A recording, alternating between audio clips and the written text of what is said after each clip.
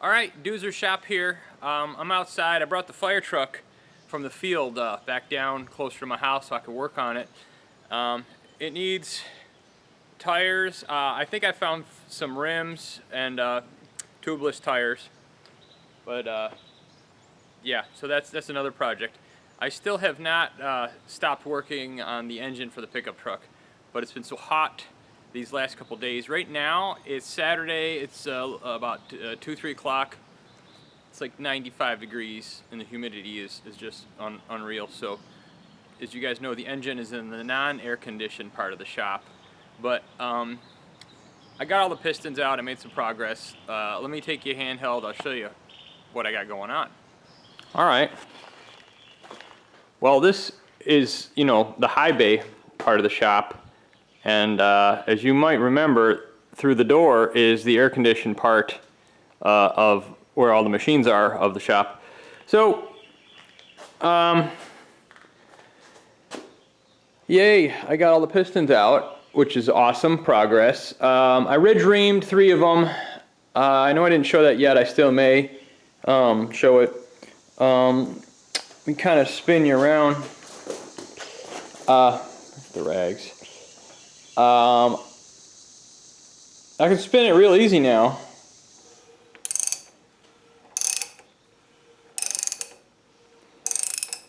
Without the pistons in it. I'm going to stop it.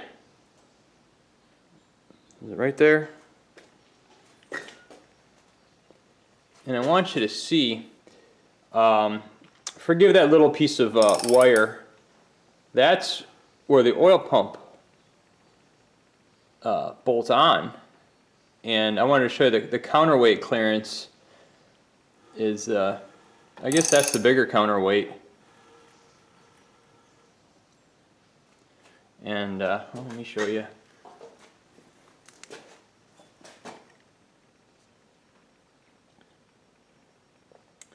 With that wire, the wires are the same length and parallel.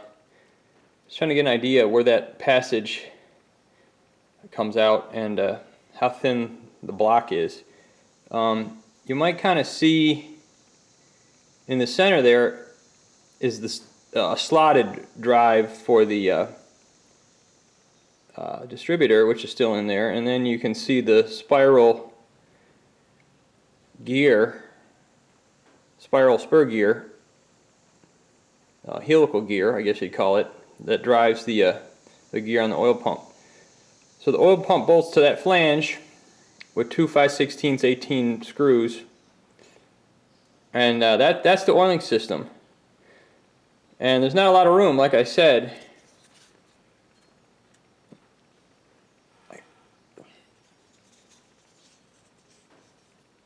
Yeah, that counterweight, it got pretty close to the pump. But I got an idea.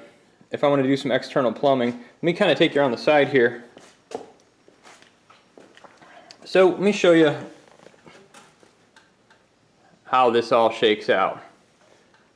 So that is a piece of wire, and that's down in the passage, the vertical passage that the oil pump connects to. And you can kind of see right there the hump in the casting that connects to this horizontal hump. I don't think that hump is anything right there. I don't think so. It could be that bolt hole, I don't know.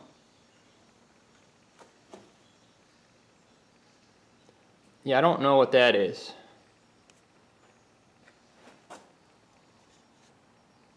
It's interesting. I think it's just a strengthening rib, but I'm not sure. Maybe they had some kind of relief spring or something in whatever engine. But anyways, that wire is the pump passage, and it's like 0.590 inches. It's a fraction. And I was trying to assess how thick the casting is of that passage. I don't know. I don't want to drill a hole in it and divert the oil flow. and have it be so thin I can't do a pipe thread tap on it. But anyhow, the oil pump bolts on there, and that's the passage, the vertical passage, and it joins this horizontal passage. Now check this out. This horizontal passage is the metering to all the block main journals. So there's an oil pressure sender unit, 1/8 inch pipe thread. There's an 1/8 inch pipe thread plug, and there's the back of the flywheel housing, right? So I'm assuming if I take off the flywheel, there's like a drill passage plug in there. If you go here, I'll explain this a little bit. The oil filter adapter goes on here, but it's not a full flow filter, it's a bypass filter. But anyways, that hole and that plug, those go through to oil the main bearing. So there's 4 mains. There's one main bearing, and that's the cross passage for that. There's the cross passage for the front main bearing. So that's front main bearing, bearing number 2. Bearing number 3 has the oil pressure sender unit, and it's drilled into that bearing cap. And then the back one, that 1/8 inch pipe thread plug, is drilled in to feed the rear main. So that's how all this works, and I think from the mains is drilled to the cam bearings. But whatever. So there, behind the flywheel there should be some sort of plug. I don't know if they drill this passage out from the front to the back, or they go halfway and halfway. There should be behind the timing gear another plug under that cover. So, and there's the fuel pump passage. So the deal is, that's what that hole is. And I always wondered, what is that hole going into the galley? Well, it's a drill hole to connect into there. Because in the bypass filter, what the situation is, so that's the source of oil for the bypass filter. That just is nothing. It gets gasketed off. So the pressurized oil comes through here to the bypass filter. It goes through an orifice restrictor as not to lose all the oil pressure through the filter, so it meters out a jet of oil through the filter, and that's the drain. So it filters, takes all the oil, restricts it down to a trickle, filters the trickle of oil, and then that goes to the inside of the block. Okay? If I take my flashlight and if I put that on there, you could probably see on the inside of the block, it just dumps it. Now, you'll see there's a hole there. That's a dipstick hole. So there's a dipstick hole there. And there's one, you can see it there. And it's got a plug in it. So the dipstick is actually on the front side. Let me sit down again. Yep, this is the dipstick rod that the dipstick goes into. And the other dipstick hole is plugged. My other engine has a dipstick in the back of the distributor. This one happens to have it in the front. It doesn't matter. So anyways, that's what this flange is all about. It's for the bypass type oil filter. If I wanted to make a full flow oil filter, I would have to come and tap off between this passage here. So where the oil pump supplies that vertical passage and then tees into the main horizontal passage, right here. I should just pull this off, but whatever. So that's where it tees in. So I'd have to splice into there. And I could run this straight through somehow and tap it in, or put a sleeve in there, a piece of pipe sleeve is one of my thoughts. And it's easy enough for the return oil, if I block that off and feed it somehow, tap into there, block it off and feed it externally to a full flow filter, and the return flow, which is pressurized clean oil, I could route back. I have 1/8 inch pipe thread 1, 2, that could be connected, 3, well, there's a passage, 4, 5. I can manifold out the oil going back to the engine and supply different ports, even though they're commonly joined by this horizontal passage. So how am I going to do this? Well, I thought of keeping the oil pump because it drives the distributor, and taking one of the gears out to render it inoperative but allow it to spin. And just, there's no gasket here. There probably could have been, should have been. If I put a piece of a 30 thousandths or 40 thousandths shim stock, piece of sheet metal in there to block that off, and I render the oil pump inoperative, I could seal that off. But then I have to feed this whole shooting match with oil from a separate external pump. Now, dry sump and even wet sump race engines, like NASCAR engines, drag engines, they have an external pump driven by a belt. And usually it's a timing belt that drives off the front pulley. I'd have to rig up another pulley on here. So if I had an external oil pump, then I could suck off the pan, right? I could put a fitting in the side of the oil pan, suck the oil out. I could actually put a suction line filter, a coarse mesh filter, go through the belt drive oil pump, go through, you know, a spin-on canister pressure filter like a regular small block Ford or small block Chevy filter, and then put it back in to one of those ports there, or multiple ports, whatever I want to do. So I looked in like Jegs Racing and Summit Racing catalogs, and one of their dedicated dry sump, wet sump, external pump filter, external pumps is like $800,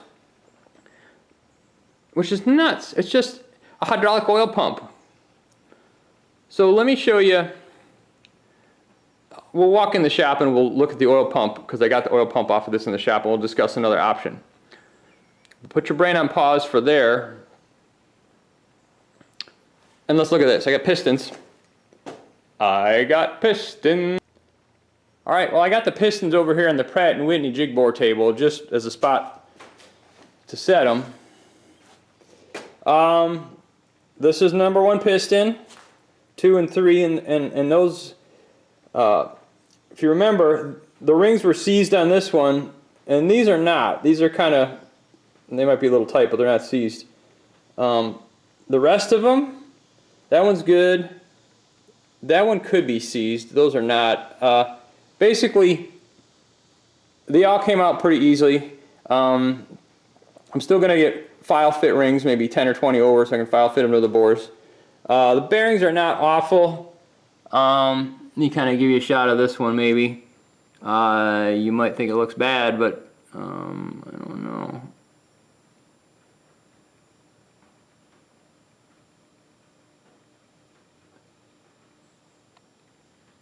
So you think that looks bad, but it's really not. The bearing layers are still there, the top layer is still there. You see some dirt scarring, you see a little bit of dirt embedment. But I'm going to double check, but I bet you these mic out just fine, because the coloration of the bearing surface is just fine. I've seen bearings worn into the copper layer and they didn't knock or anything. But I'm not going to take it for granted. I am going to measure all this stuff. Bearings are like 20 bucks a piece.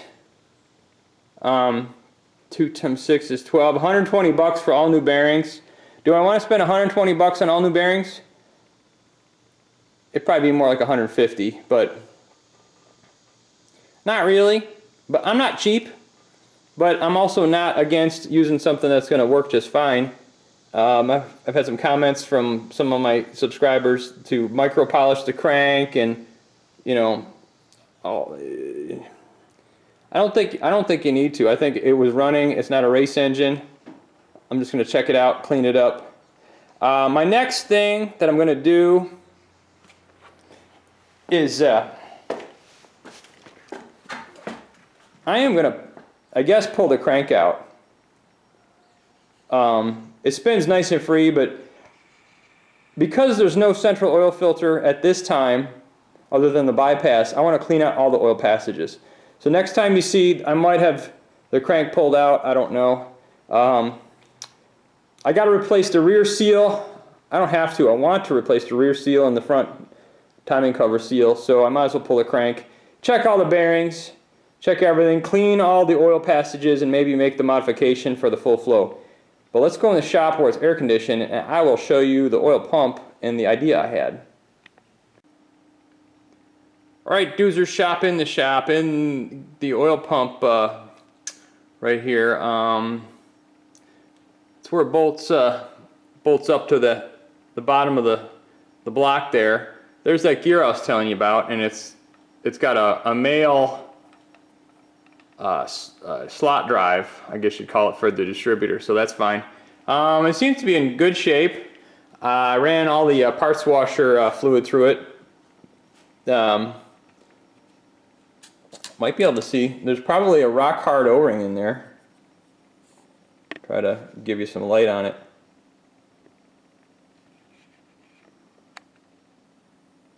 Well, whatever. There's an O-ring in there because the pickup, the floating pickup, it just held in with a cotter pin. But that's the whole deal. It goes in there, and it's a straight seal and then an O-ring seal. So that's all clean and nice. My idea. So the oil pump picks up in here, and then, you know, it flows around the perimeter of the spur gears, and I'll pull this off, I'll show you guys. And then the output is this side of the spur gears, and it shoots it up there. Now, could I break into here, I thought, you know, put a steel shim up there and come out of here, and then, see, then I'd be taking off a port, a pipe, a tubing, tube, a hose, or something in the oil pan area. I'd have to get it out. I'm like, I don't know. But this cover bolts on, and it's got suction on one side. I could put the output on this side, so then all I'd be modifying is this cover. And I could even just make a new cover out of steel or aluminum, and have this side have an 1/8 inch pipe thread port, or a 1/2 inch 20 straight thread hydraulic fitting port. I don't know if it's called an AN, Air Force Navy thread fitting, whatever. Not hard to make this. Might be a little fun to make that angled dealio and whatnot, but not impossible. But yeah, if I tap in there, I could put in a brass fitting, thread it in, and then solder all around it with just 50/50 lead tin solder. I don't know. That was my idea. And then I could come out of there, adapt it to a piece of 1/2 inch copper tubing.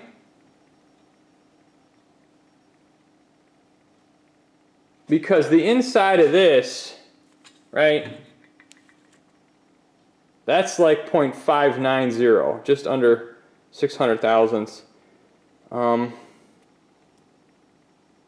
that's what I was thinking. I think 1/2 inch copper tubing would have enough flow. And then come out, so somehow snake that 1/2 inch copper out the engine and run it to the filter. So that was my idea. That was that. So let me know your comments, what you think, if you have better ideas, different ideas. eBay score, an 8 3/4 inch Sandvik Coromat cutter, insert type shell mill cutter, I don't know. I got this for like total $230. It is a Sandvik. It takes these inserts. These are 18 millimeter square inserts. I think they're marked, what are they marked? Seco 245 or something, or Sandvik 245. I don't know, let me see if I can zip you down there.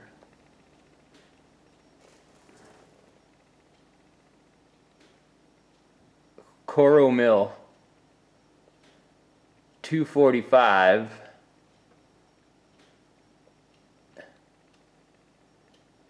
245-18, and 18 is for 18 millimeter square. So I need some inserts. It's got carbide pocket protectors as well, so that's pretty darn awesome.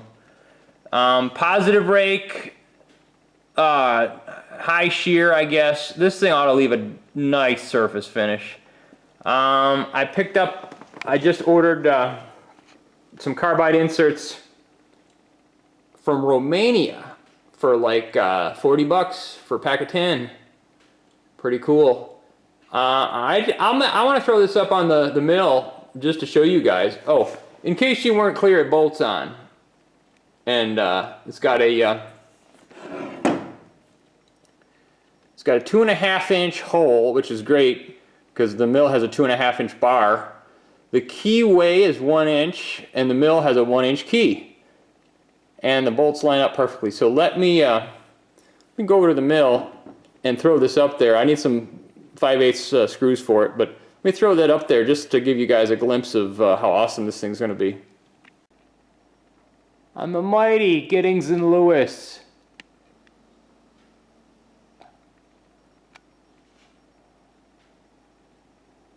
There she is, folks. Doesn't she look grand? On my Giddings and Lewis 25T horizontal boring mill. Boy, it's a sexy beast, man. Let me get up a little closer here. I like it. So it's just set on there. I don't have the bolts yet. I've got some 5/8 Allen head bolts, but they're too long. This takes 2 inch long bolts. 5/8 11 by 2. So that's a perfect fit. The bolt holes line up. The key fits in the keyway.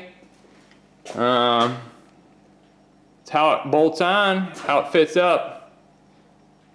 So anyways, for 200 and I think it was 230 bucks with shipping, I thought that was a deal for a genuine Sandvik Coromat 8 insert 8 3/4 inch fly cutter, not fly cutter, shell mill cutter, insert cutter, whatever you want to call it. I don't know exactly what to. I think this is just called an insert shell cutter. But I'm just stoked. I'm just happy that I got this because I didn't have anything for this, you know, to do this type of work. Imagine that thing taking one swipe across the cylinder head, or what have you, and there's no line. It's just a beautiful single uninterrupted cut. So that's cool. I'm still space challenged. I got that next to the SIP, the mighty SIP, and just man, my shop has got so much in it. But see in the background there, the whitish colored, brownish colored Pratt & Whitney, but that's over on the HLVH where we were looking at the oil pump. So beautiful day. It's just hot as can be. Just wanted to share my oiling system thoughts and whatever, and then share my purchase of this jam up insert cutter for the Giddings and Lewis. So I'm stoked about that. My hardware store up at the corner should have some bolts, socket cap screws, and if not, I'll just go to McMaster Car. So yeah, that's that. All right, this is what I was talking about. Got the oil pump just kind of in the vise here, and you can see the drive gear. The distributor goes on top. This is driven by the camshaft, and you can see right there. That's the oil pump gears. So what the deal is this: that the pickup comes from the cover into there. Oil gets pumped around the perimeter, and it ends up going up there. You can see up the tube there, whatever, a little bit. But that's that. I'd block that off on the flange area, right? I'd put a block off plate there, sandwich it in, and then boy, that's just a nice big area for like a 3/8 pipe thread fitting on the cover. So I got the cover here on the stool, and you can see the small area is where the pickup screen comes in, right? So the oil comes in the pickup through the tube. The tube goes into this part of the cover, and there it goes, right? So let me just set this down. So this part, you can kind of see, let me make sure there's no glare. This whole part is quite large, where the passage would go up to the engine. And if I blocked off that plate, like I said, and on the back side of this, drilled and tapped, like right there, for a, probably I would go with a straight thread, a half 13, or I'm sorry, half 20, with a spot face for a metal seal or something, or an O-ring seal. That way I could have something coming up and out of the engine. So this has got a paper gasket.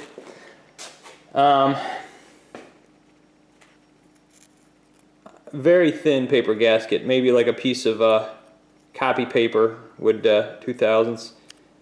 I'm going to measure the distance, how far that gear, is it level with that, is it below it, is it above it? If it's above it, I need to put a gasket on there for sure.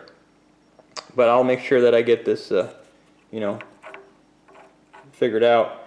But that, like I said, that's the suction, and that's the pressure. So, like I said, I don't even know. You know what? My handy little flashlight. If I put the flashlight shining up the bore, oh yeah, you can clearly see the passage, right? Boom. That's the oil passage that I would block off and feed coming out the cover, right? So that's my idea. Kind of explained it in a little more detail. Oil pump's in fine shape. Looks really good. I don't know if I can.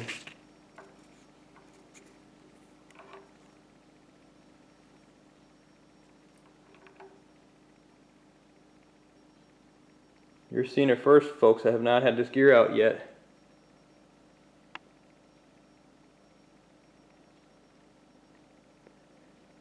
Not too bad. We'll put it back in there.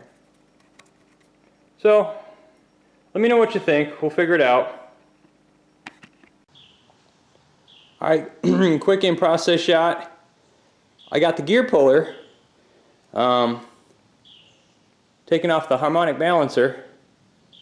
It's got 2 3/8 16 bolts threaded in there for a puller purchase. You can't see, but it's tight in there. I got the jaws. Those jaws, this side is not notched, but the other side is notched for a slotted for a bolt. So that's kind of what I'm doing. I got that in there on those Allen head bolts, pinching out and pulling. Make sure you always put oil on your interface there, or sometimes I'll actually, if I got a thrust washer or a thrust bearing, I'll put a thrust bearing in there. And keep your screw oiled. That's important. On really tough pulling jobs, I've used Molly to lube my threads. So I'm going to pull the crankshaft out. Just thought I'd give you a quick update. It's coming really good. I had to tap on the end of the forcing screw with my my trusty bronze hammer there, or it's actually a copper hammer. And so anyways, yeah, quick update with that. So let me keep twisting. And just a side note, for all you safety guys having an orgasm over my mushroomed over hammer here, you know, I get it. That thing is mushroomed over like a son of a gun. And I know it's supposed to look like that, right? Back in the day. So both these hammers, I think these are both Cook hammers, I'm not sure, but they could be Protos. But I get that. I know you're going to say it's unsafe, but I got a knock-around hammer and I got a good hammer. But these are copper, folks. These are not like steel. They don't spall off like the mushroomed end of a chisel, which is like hardened steel. This is not going to spall off, right? And yeah, and I understand. So it should look like that, but I'm not gonna. I use it accordingly. So all you safety guys having a trip over all this, come on, I know what I'm doing. All right, folks, before I actually finally get the last bit of the harmonic balancer and the pulley off, I wanted to show you something I didn't realize. There's no seal on this. It is a spiral type of situation. Now this thing is like a thread, like almost like a square or an Acme thread cut in the. Can you see the start of that thread? Can you see? That's the start of the thread. And due to the engine rotation, okay, it's picking that up. Yeah. Because the engine rotation, this spiral constantly pulls the oil back into the timing cover area.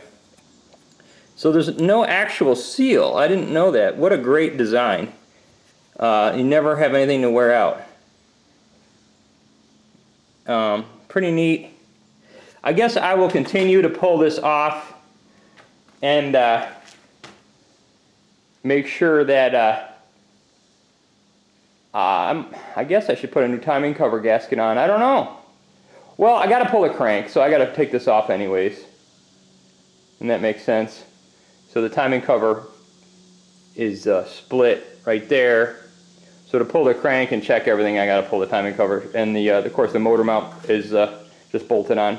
But I wanted to show you that spiral. Maybe I'll close up on it in another shot here. But I just wanted to show you that before I finally get it 100% taken off. It's ready to come off now in another 1/8 or 1/4 inch or something. All right. All right, guys. About a minute later, it popped off no problem. Got it in the sun. You can really see that spiral groove and how it's situated there. So that's kind of neat. Came off fairly easily. I would say it might be a 1,000th press fit, or maybe between a half and a thou press fit. The rubber's a little flaky, but the ring is staying on there. Now, if you had to rebuild this, I don't know how I would rebuild it. They probably vulcanize. They would rebuild it. They'd get the old rubber out and they'd put the two together and put some rubber in there and probably cure it in an oven. Some gum rubber. I used to work for Michelin Retread Division, and I know a little bit about natural rubber and gum rubber. So that's probably how they do it. And the pulley kind of just is right there. You can see my Allen screws I put in there. Came off fairly easily. I was quite happy with the ease that it came off. So that was kind of a pleasant surprise. I didn't have to heat nothing, and of course you heat something with the rubber. That's always a risky business. So, but anyways, not that I don't think I need to have this rubber redone. But if you guys know in the comments, leave me somebody that might do that. You know, anything can be adapted. Fluid dampener used to be. They make race car dampers. Fluid damper. I think it's pronounced damper, not dampener. But anyways, fluid damper. Springville, New York. They used to be part of Hudai Industries, which was Vibratech. It got purchased by Enidine, and they split off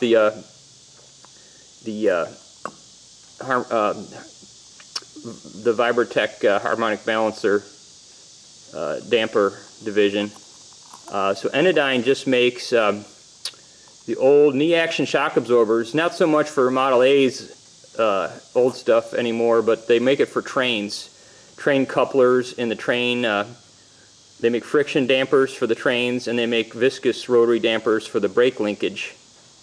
So anyway, but yeah, this thing's looks to be okay. I'll probably wire wheel it or dip it in Evapo-Rust. I'm not going to dip it in acid because I don't think that the rubber would take too well with the acid treatment. So I'm just going to probably just wire wheel it with the grinder and see what it is. But anyways, so yeah, kind of neat. This is an old-timey way to seal things. You're just redirecting with a spiral the oil. So I think that's awesome. And this would have ran just fine. But like I say, I'm going to take the timing cover off, pull the crank out, clean all the bearings and the passageways, the oil feeds. So anyways, kind of neat. Thought I'd show it to you in the sunshine. Alright, got the cover off. Pretty straightforward.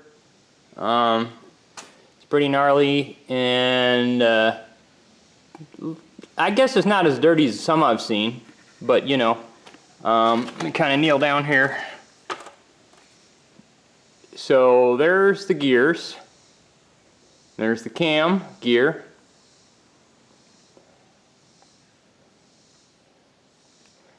Got a slinger of sorts. Alright, that come off.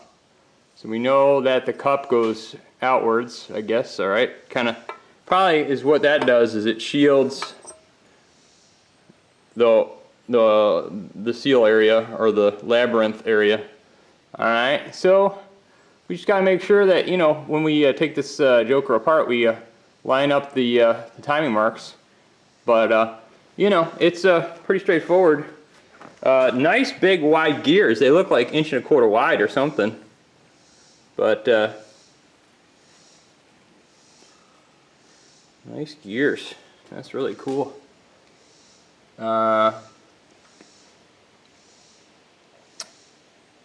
Helical gears, so they run quiet. They have a little bit of end thrust, but that's okay. Yeah. So that's what that looks like. Let me start taking the bolts off for the mains. The rear main, I think I got to take off the. I probably should take off this flywheel housing. That means I can no longer have this thing on the engine stand, right? Because the arms, there's a good shot, are bolted to that. So I got to take off the flywheel, which is easy, and take off this housing thingy, maybe.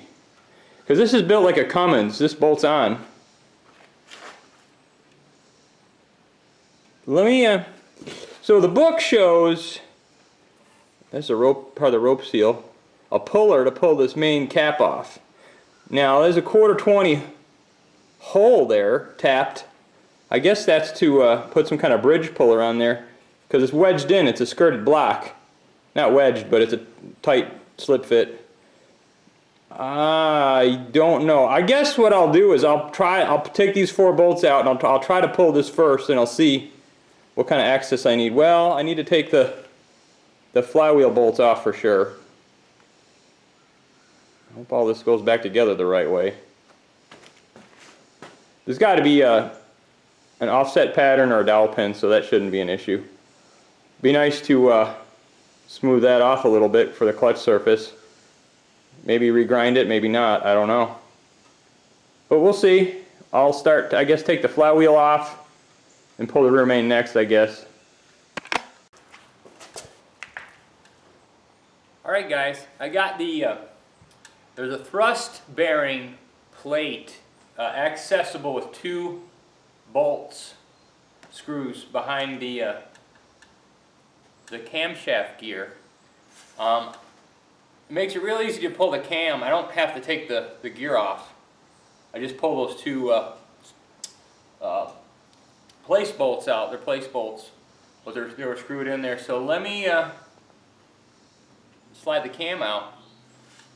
Carefully slide the cam out. It's probably gonna get yucky, because everything in this engine is kind of yucky. Oh. I guess I'll have to stick my hand down. Oh, this is gonna get nasty.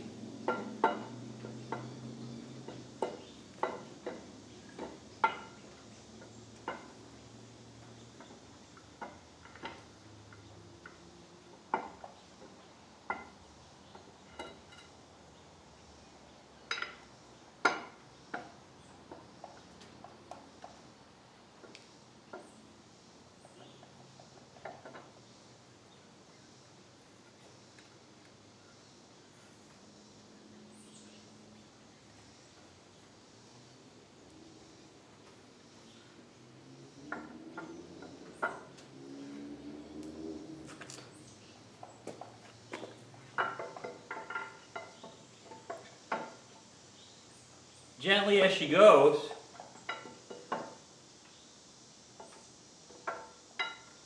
Alright, we didn't bang nothing up too bad.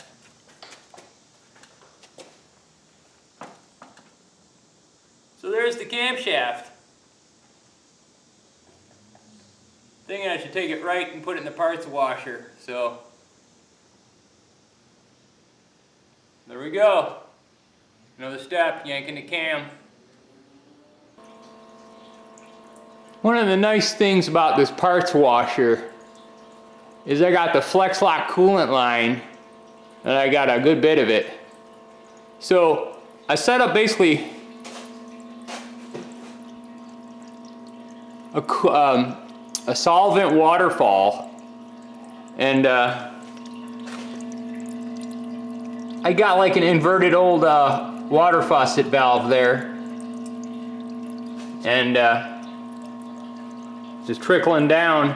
I throttled the valve back because I just want to trickle. Too much flow will just blow. Yeah, coolant, not coolant, parts cleaning solvent everywhere. So that's cool. I'm just gonna let that set for like however long I need to, a couple hours maybe. Let the solvent do the cleaning.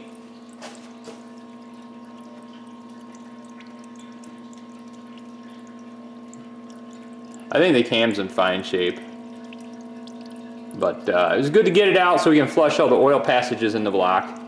I'll inspect everything really well, scrub it down with lacquer thinner, and give it another final rinse. So yeah, solvent waterfall. Alright guys, I'm fortunate enough to have the manual for this engine as a PDF on a computer. And one of the things that the book showed was the rear bearing cap had a puller in the illustration, and of course, you know, you can fabricate anything to make it work. So that kind of show you.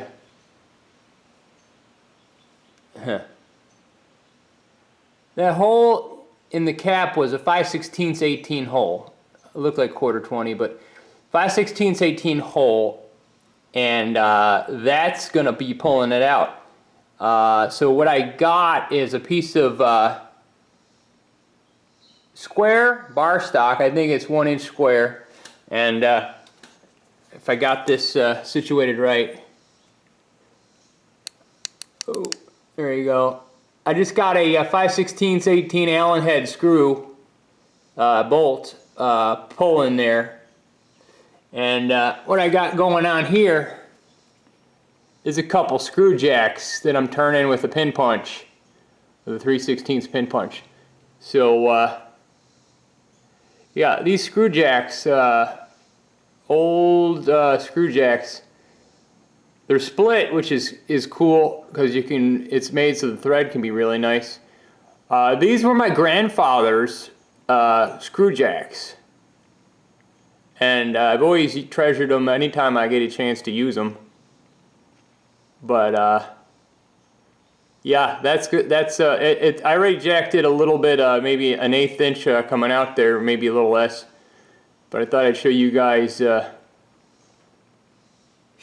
setup. Same on the other side there. And I'm just showing you guys, you don't need any special tools. Usually you make your own tools, you figure it out as you go. But anyhow, let me go keep twisting on this, and let me get it extracted.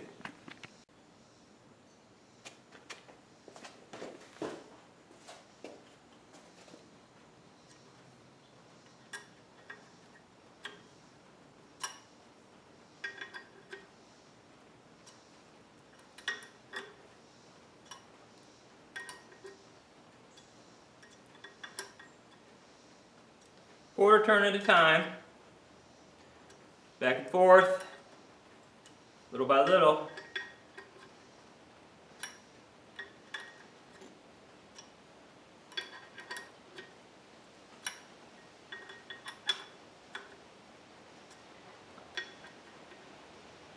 I'm developing hundreds of pounds of force with these two jack screws. I could potentially develop thousands of pounds of pulling force, lifting force.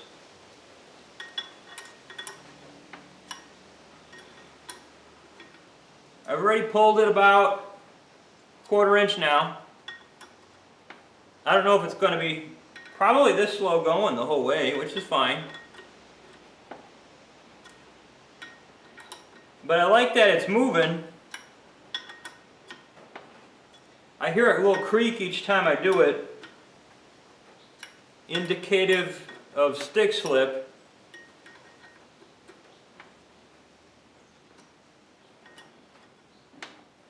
Click. Not getting nothing on this one.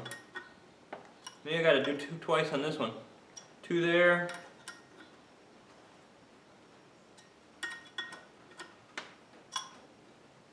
I think I'm pulling even. Believe I am.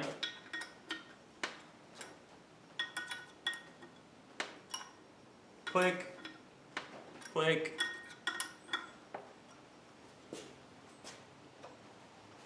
Should get a little oil down in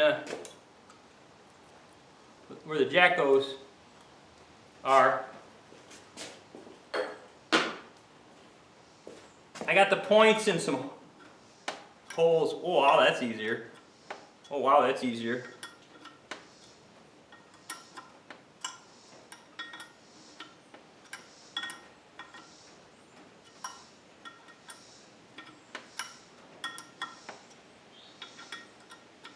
Oil's the key most times. Not all the time. Most times.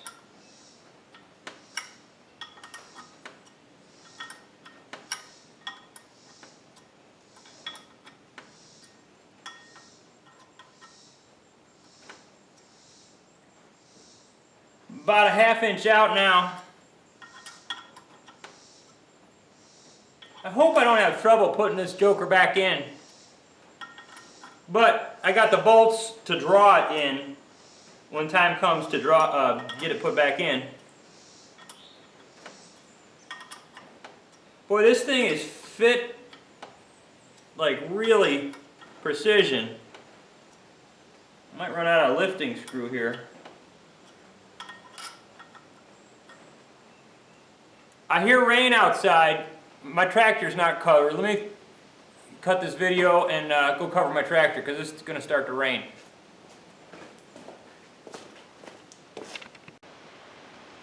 Alright guys, we're almost out. We had to reset our jacks and put some height blocks underneath both sides because we only got so much screw travel. It's going to rain. My prop stick fell, holding the door open. It keeps blowing and stopping and blowing and stopping. If you can hear the wind.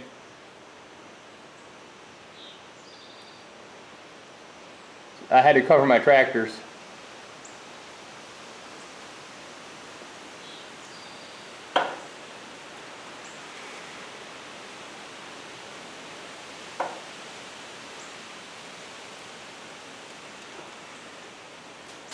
Breeze feels nice. I got sheet tin on top of the forklift. You hear some nuts or something falling on it. Anyhow, I got this thing almost out. I just thought I'd show you before it breaks completely loose, but it's really easy going now. So that's that. All right, the cap's completely off. I'll show you what I got. First, let me kind of focus you in.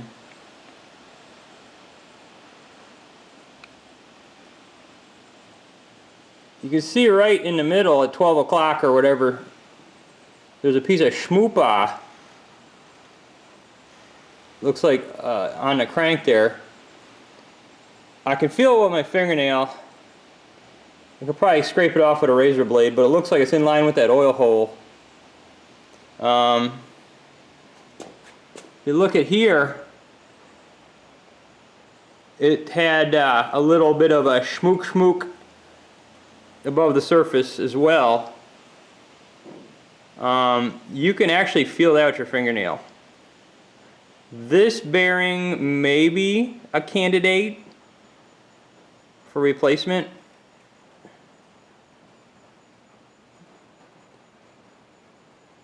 Because it's through the shell. Well, it's just getting shiny through the protective graphite layer or whatever it is. But you can feel that. If I was going to keep that, I would have to stone it off. You know, but anyways. So that's that. The cap itself,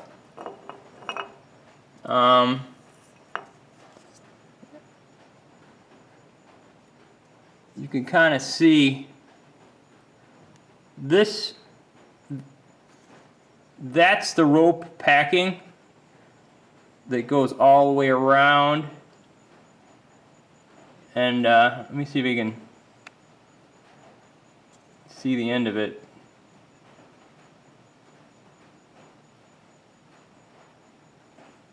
So that's the rope packing. I think John Crane packing is available for this. Not to be confused with Pelton and Crane, who makes the valves and the fixtures. Maybe it's in the same family. I don't know how many people named Crane. So the trough, that's the oil collection trough. There's the hole. That takes any oil that leaks through the bearing and runs it back to the pan. So only a little bit of oil is you know, thrust up against this packing here for sealing reasons. But that's the cap, and I set it over here on the jig bore with the pistons. So that's that. Just thought I'd show you, you know, what that looks like, and like I said, that groove catches my fingernail, so we'll figure that out. So all right, get you back. All right, guys, we're going to start taking the rest of these bearing caps off. Hope you can see all this. I think you can.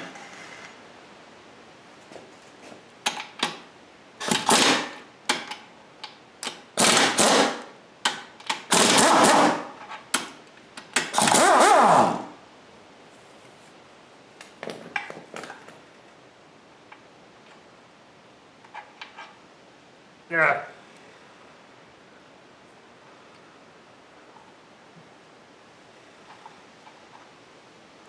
Okay, that moved. All right. Boy, it's greasy.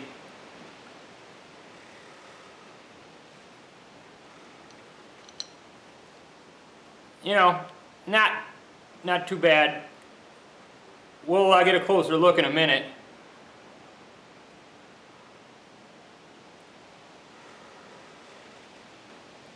Set this down.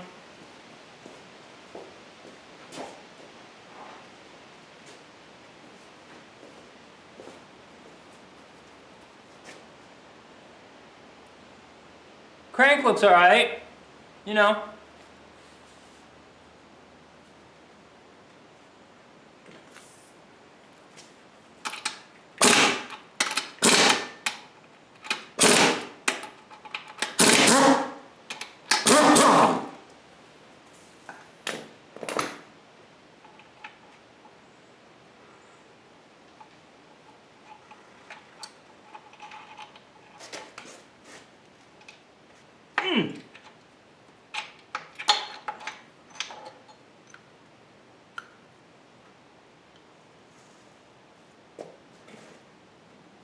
Little bit of scarage. Like I said, this is like a 20,000 mile engine. Maybe I need bearings. I don't know. Let me measure it all up. That don't look bad.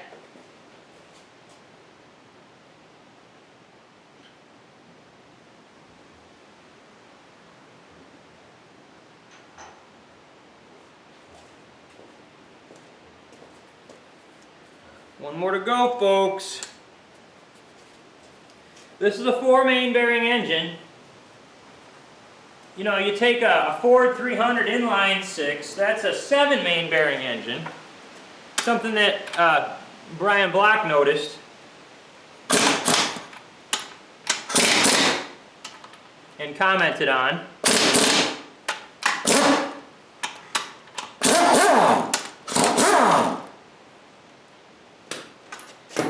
Alright, this is number 3, and the last one here. This might be the thrust bearing, I don't know.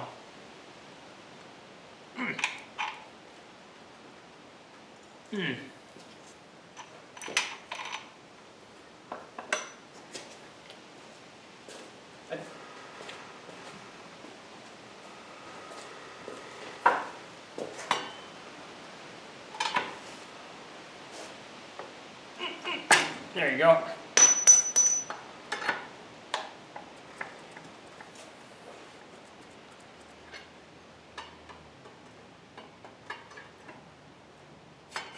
All right.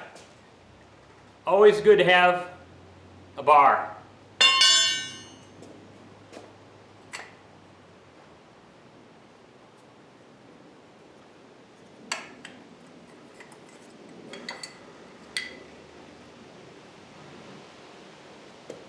Looks good, other than there's that characteristic little scratchy scratch, but the bearing itself looks good. You know, it's a thrust bearing because it's got flanges to take the end thrust of the crank. That's why they call that one the thrust bearing. You know, not bad. The crank shows like a little bit of rust. I mean, just peppered with rust, not, you know.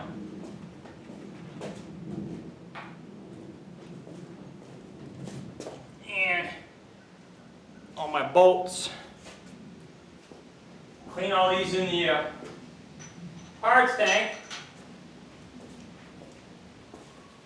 Well, all right. The crank is ready to lift out with the overhead hoist, I'm thinking. So, that's what she looks like. The rear main's off. Number 3 is off. Number 2 is off. Number 1 is off. Yeah. So, front, second, third, and of course the rear.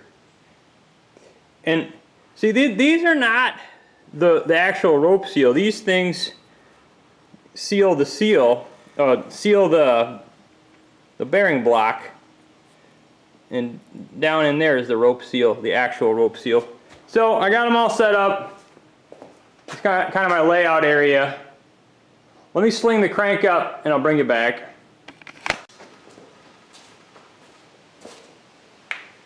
Alright folks, I got the crank on the sling and we're ready to lift it out. I can see now that I move this back a little bit, and that's not bad.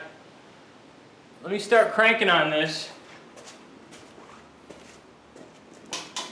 Slow and steady wins the race, so we're going to take it easy. The back came out, but I got it right in the center. Lift it nice and straight. I could come over a scotch. I could come over another scotch.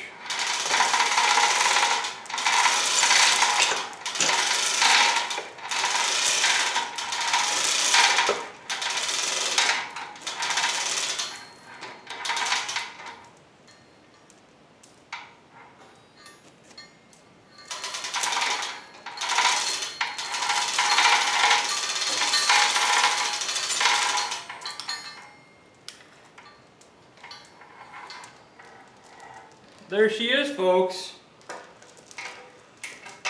There's the cranky dank.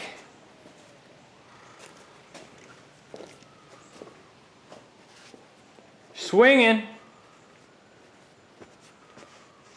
think the only guy with a camera more dirty than mine is probably Jonathan W. But hey, that's what we do for you YouTubers. All right, crank is swinging. Got it fully extracted from the block. We extracticated her. Yeah, it's very satisfying making a pick. I know how Jonathan feels when he lifts something with his crane. Yeah. So now we got to clean it and polish it, degrease it, and I don't know if that's going to fit in the parts washer. It'll be a huge pain in the butt. Maybe I'll just I don't know, get a Tupperware tub or something. I mean, I got, you know, a tub like that or a smaller one. We can clean it. But she's out, folks. Oh, cool. Look at that. We can look inside the blocky block and see what we got. Still got the lifters in there. Let me see these bearings. Ooh, they got groovage. They got oil flow grooves on top, which is cool. Yeah, I know it's dark in here, guys. I need to get lights. I need to get lights and a ceiling and insulation in the walls and walls. So, anyways. Yeah, cranks out, gotta love it, making progress. Alright guys, I'm gonna wrap up this video for today. I've got a lot of cleaning to do now that I've got the crank out and I got the lifters taken out and I got the cover off and the mains out. So I got a lot of cleanup work to do. So I'm gonna end this video here. I'm tired, I'm gonna take a shower, I'm gonna eat something and post it up for you guys to see what's going on here at Doozer Shop.